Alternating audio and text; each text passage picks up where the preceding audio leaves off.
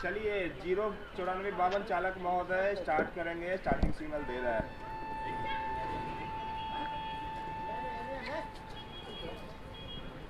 किया था उसको लेकर चंदन को लेकर।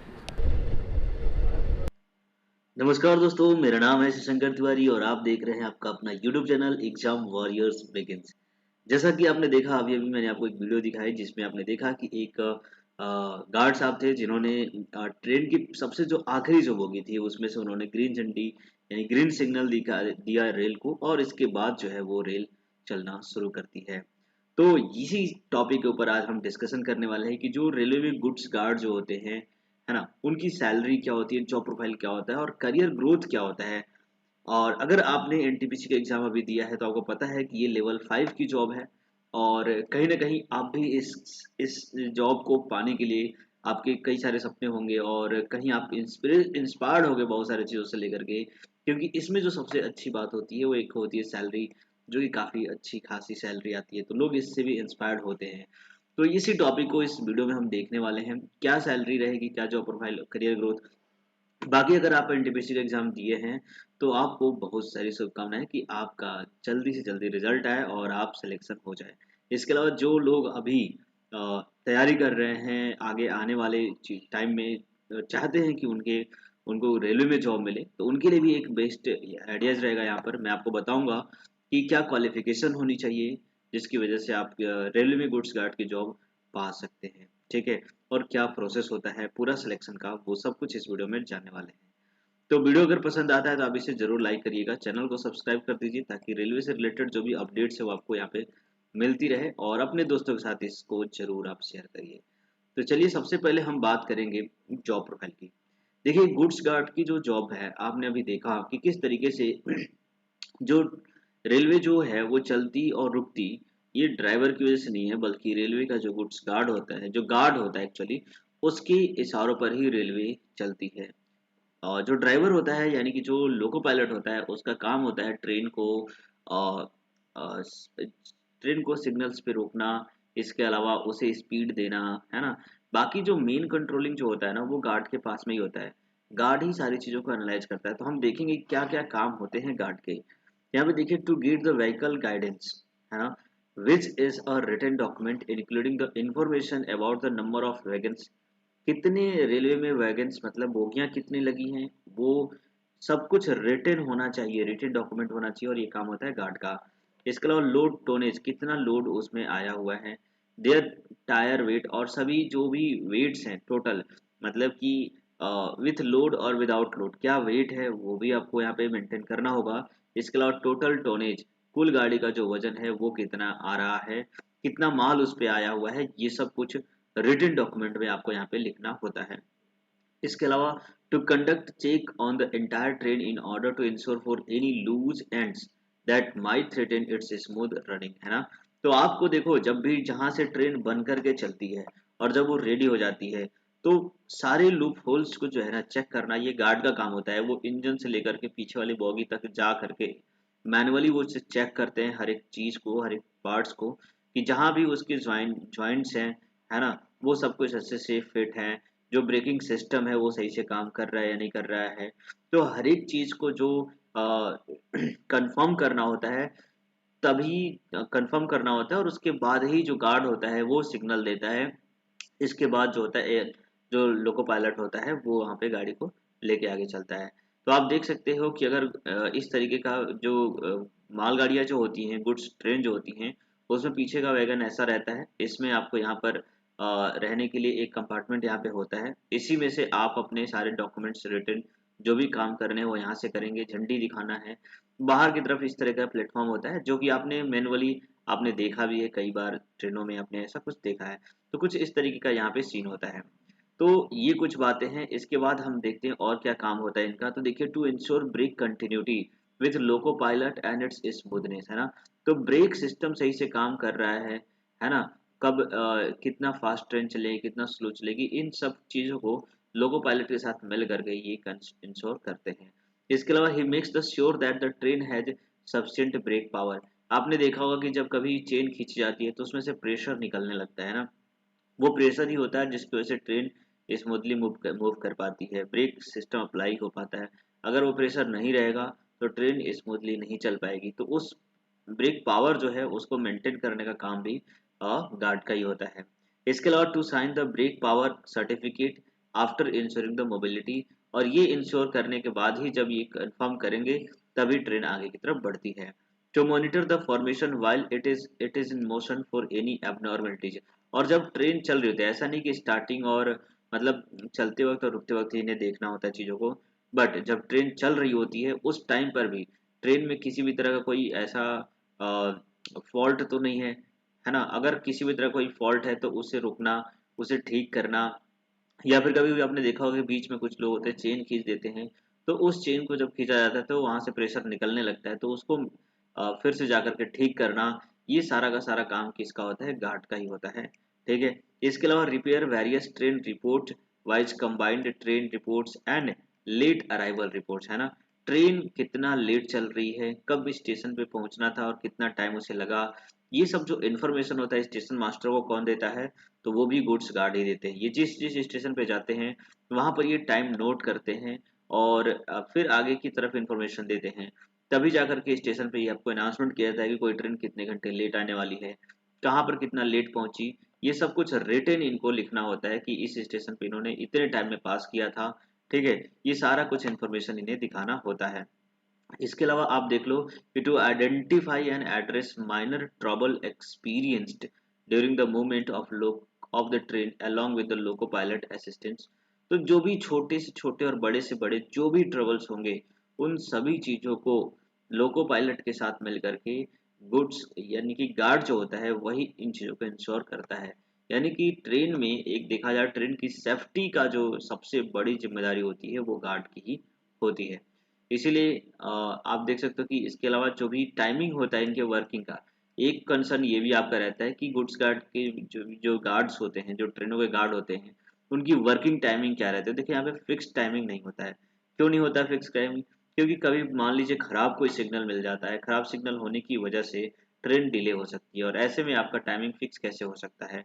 मान लीजिए आपका 8 घंटे की टाइमिंग है, बट ट्रेन अगर ऑलरेडी डिले चल रही है तो ऐसे में आपको 1 घंटा 2 घंटा 3 घंटा या कभी कभी आपने देखा 12-12 घंटे ट्रेन लेट हो जाती है, और जहां तक आपको पहुंचना था, जो डेस्टिनेशन था, वहां तक ट्रेन पहुंची नहीं, तो आप भी ट्रेन के साथ में वैसे ही डिले हो जाएंगे। तो कहीं ना कहीं टाइमिंग का जो इशू है वो इनके साथ रहता है ना। और बट इसका फायदा भी होता है, ट्रेन अगर ले होती है, आपका वर्किंग आवर बढ़ जाता है, तो इसकी वजह से आपको सैलरी में भी काफी ज्यादा इंक्रीजमेंट मिलता है, वो भी आपको यहाँ पे फायदा हो जाता है।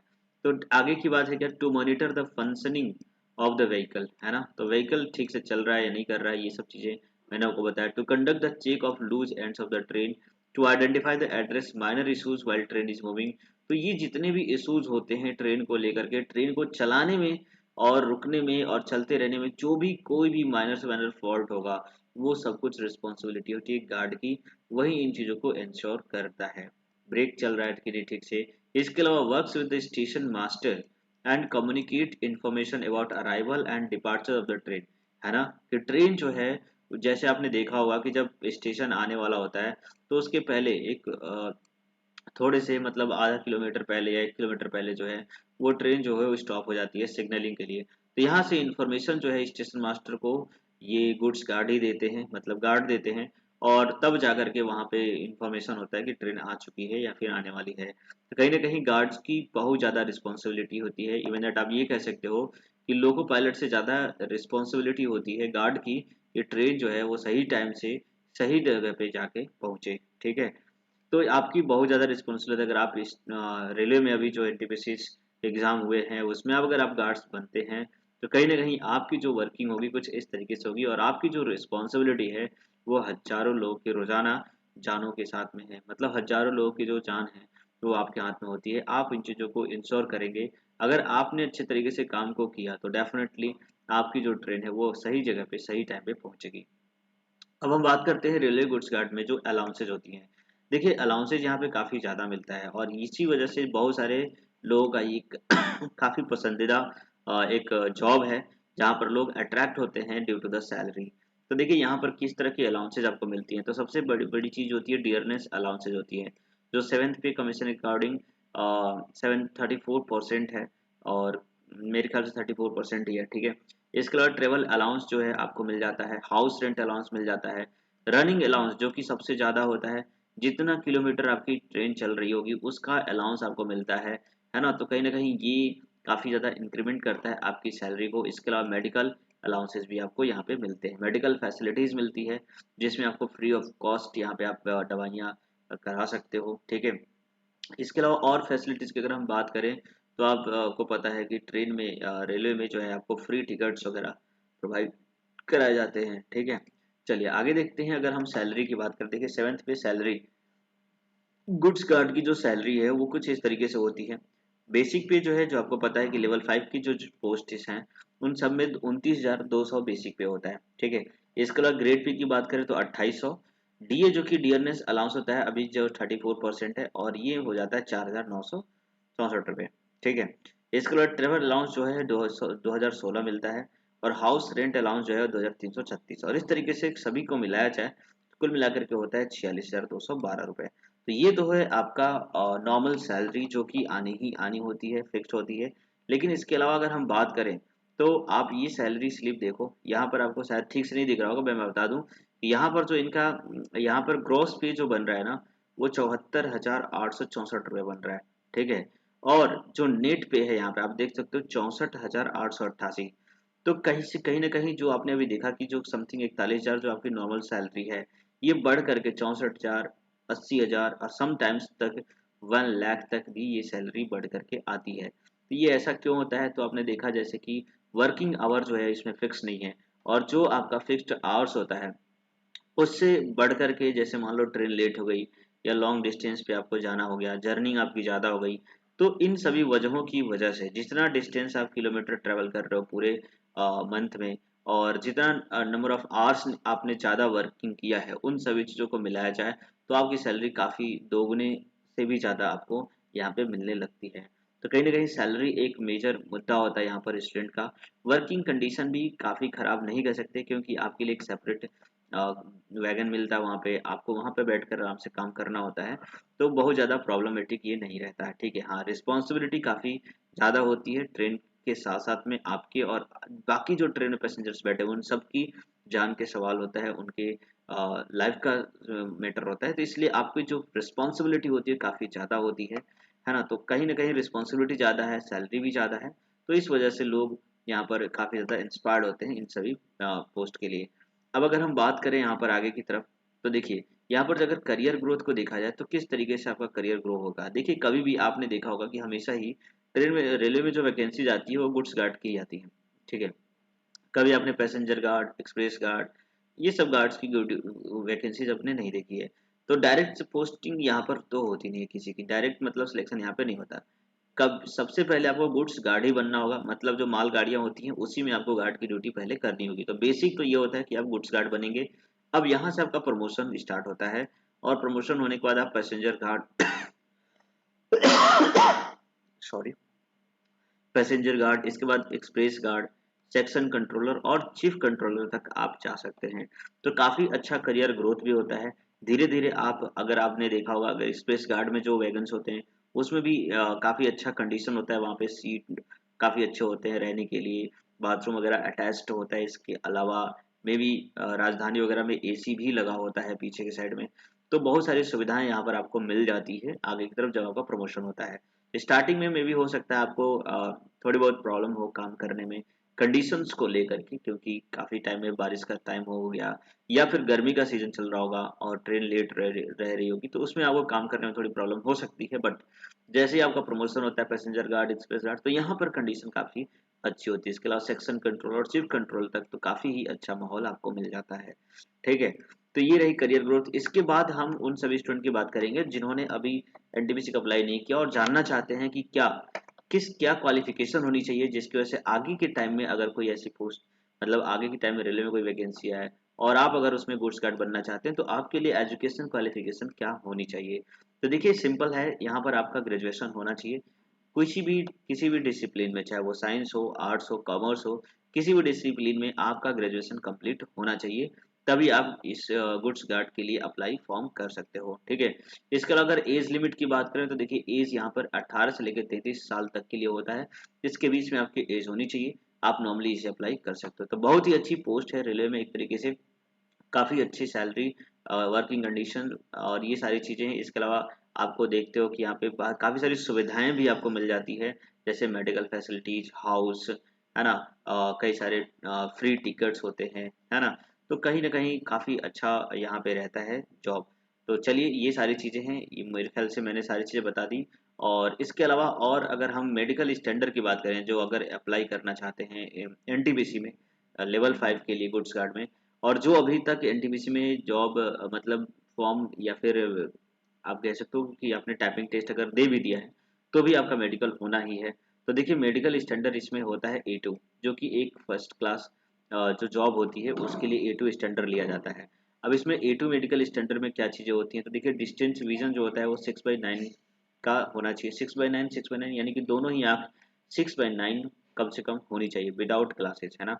तो देखो यहाँ पर मेडिकल काफ़ी अच्छे से चेक किया जाता है, खासकर से जो विजन टेस्ट होते हैं, क्योंकि विजन टेस्ट ही यहाँ पे ज़रूरी है। आपको सही तरीके से दिखाई देना चाहिए, सुनाई देना चाहिए, और इसमें अगर प्रॉब्लमेटिक है तो कहीं ना कहीं आप चीज़ों को सही तरीके से मैनेज नहीं कर पाएंगे। तो डिस्टेंस विजन जो है आपका 6/9 होना चाहिए, नियर विजन 0.6 होना चाहिए।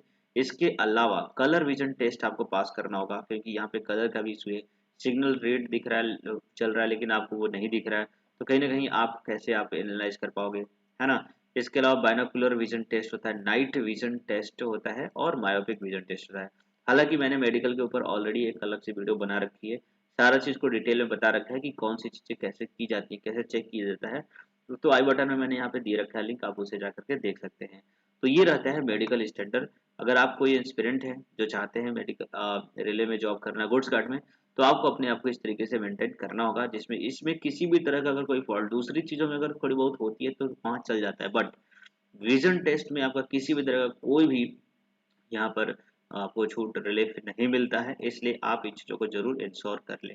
ठीक है, इसके अलावा अगर हम सिलेक्शन प्रोसेस की बात करें तो देखिए गुड्स गार्ड में किस तरीके से सिलेक्शन होता है। तो इसमें कुल मिलाकर के 4 स्टेज होते हैं, 4 स्टेज होते हैं, जो इनमें चारों स्टेज में आपको पास करना होगा, तभी आप जा करके गुड्स गार्ड बन पाएंगे।